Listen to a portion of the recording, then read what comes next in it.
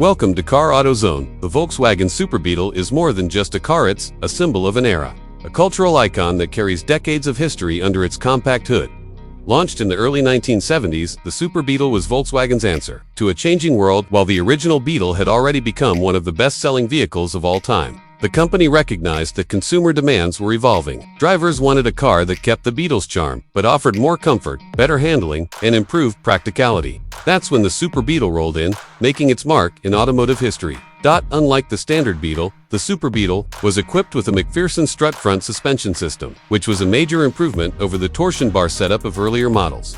This change wasn't just technical, it was transformational. It allowed for a smoother ride, more responsive steering, and increased cargo space in the front trunk. Volkswagen didn't stray far from the original design, keeping the rounded shape and rear engine layout, but subtle enhancements made the Super Beetle stand out. The longer nose, the slightly modified body lines, and the refined interior all contributed to a car that looked and felt more modern while staying true to its roots. Under the hood, or rather, in the back, the Super Beetle retained the air-cooled rear-mounted flat-four engine that had made the Beetle so famous. This engine design was simple, reliable, and easy to maintain. Depending on the model year, the Super Beetle came with a range of engine displacements from 1.3 to 1.6 liters. Though modest by today's standards, these engines delivered adequate performance for daily driving and earned a reputation for longevity. Owners loved the distinctive engine sound, the mechanical honesty of the design, and the feeling of connection between driver and machine. The interior of the Super Beetle saw notable improvements over the standard Beetle. Volkswagen introduced more supportive seating, better dashboard materials, and upgraded instrumentation. While still minimalist compared to modern cars, the cabin offered more space and comfort, especially in the front. The steering wheel design was updated, and the car featured optional air conditioning and even an AM/FM stereo system, which was considered a luxury at the time. These changes made the Super Beetle more appealing to the American market, where comfort and convenience were becoming increasingly important. In terms of driving experience, the Super Beetle offered a noticeable upgrade. The new front suspension setup reduced body roll and improved high-speed stability, making it feel more planted on the road. Though it was never meant to be a sports car, the Super Beetle handled twisty roads with a surprising level of confidence. It retained the classic rear-wheel drive dynamics that gave it a unique character. Braking was handled by drum brakes on all four wheels, though later models introduced front disc brakes for improved stopping power. One of the key appeals of the Super Beetle was its practicality. It was economical to run, cheap to fix, and parts were widely available. Owners could perform many repairs themselves, thanks to the car's simple mechanical systems and strong enthusiast support. In fact, the DIY culture around the Beetle helped build an entire community of fans who restored, modified, and preserved these cars. From garages to weekend shows, the Super Beetle became a canvas for creativity and expression. The Super Beetle was offered in several variants, including a sedan and a convertible. The convertible model, with its folding soft top and stylish design, became especially popular in the United States. It offered an affordable open-air driving experience at a time when convertibles were becoming rare. The car's small size, lightweight build, and distinctive styling made it ideal for city driving and weekend getaways alike.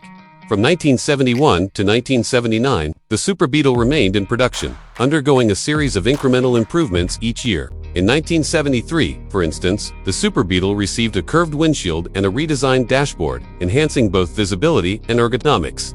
In 1975, fuel injection was introduced on some models, which improved fuel economy and reduced emissions. Response to tightening regulations in the United States. These updates showed Volkswagen's commitment to keeping the Beetle relevant in a changing market. But what truly sets the Super Beetle apart isn't just its features or performance, it's the emotional connection it created with drivers. For many, the Super Beetle was their first car, a companion during college years, or the vehicle they took on cross-country road trips. Its cheerful design, iconic round headlights, and friendly demeanor made it a beloved part of many families. People gave their Beetles names, decorated them with stickers and flowers, and formed clubs dedicated to keeping the Beetle spirit alive. Even after production ended, the Super Beetle continued to enjoy a cult following. Today, classic car enthusiasts around the world restore and showcase their Super Beetles at car shows, parades, and meets. Parts are still readily available, and thanks to a robust aftermarket, customization options are endless. Whether you're going for a faithful factory restoration or a modified restomod build, the Super Beetle offers a perfect foundation. The Super Beetle also has an important place in pop culture. It appeared in movies, commercials, and TV shows, often symbolizing rebellion, freedom, or nostalgia. Its simple design, unique character, and unpretentious charm made it a favorite of filmmakers and advertisers. Perhaps most famously, the Beetle standard in Super was immortalized through the character Herbie in Disney's The Love Bug series. That image of a sentient, racing beetle stuck in the minds of millions and helped solidify the car's status as a global icon. While the world moved on to newer, faster, and more high-tech vehicles, the Super Beetle never lost its soul. It remained a symbol of a simpler time, of a generation that valued reliability, affordability, and personality over flash and speed. Driving a Super Beetle is not about getting from point A to B quickly, it's about enjoying the journey, feeling every corner, and smiling at the sound of that distinctive engine hum behind you. In recent years, the value of vintage Super Beetles has begun to rise, as more people rediscover the joy of classic motoring. Well-preserved or fully restored Super Beetles are becoming sought-after collectibles. The convertible models, in particular, fetch higher prices due to their rarity and desirability. Enthusiasts appreciate the ease of maintenance, timeless design, and the sense of community that comes with owning one. Volkswagen itself paid tribute to the legacy of the Beetle with the launch of the new Beetle in the late 1990s and later the Beetle A5. Though these modern interpretations couldn't replicate the original's mechanical layout, they succeeded in reviving the iconic design for a new generation.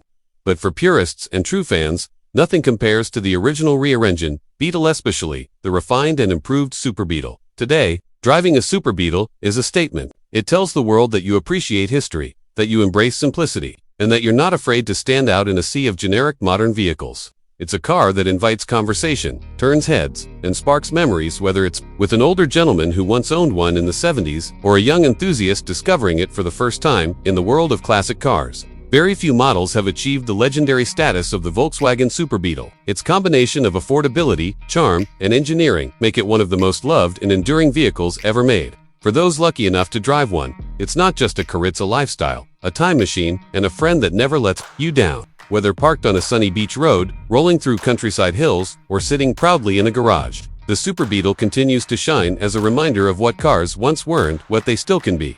Would you like me to add voiceover timing, B-roll suggestions, or background music ideas to go with this script?